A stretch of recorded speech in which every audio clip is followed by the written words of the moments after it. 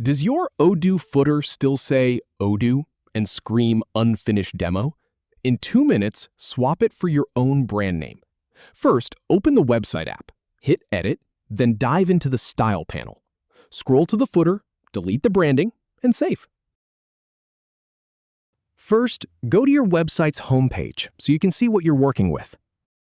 Next, open the website app to begin editing your site. Now that the site is open, click Edit at the top right corner to enter edit mode. Then, on the right side panel, click Style to open the styling options. Scroll down to the bottom of the page and click the footer block that contains the Odoo branding. Once it's selected, go ahead and delete or replace that branding text with your own. Finally, click Save at the top right corner to apply your changes, and you're done. If you have any feedback, or if any info is inaccurate, please leave a comment below. We'll do our best to answer or redo the video if needed. Thanks for watching.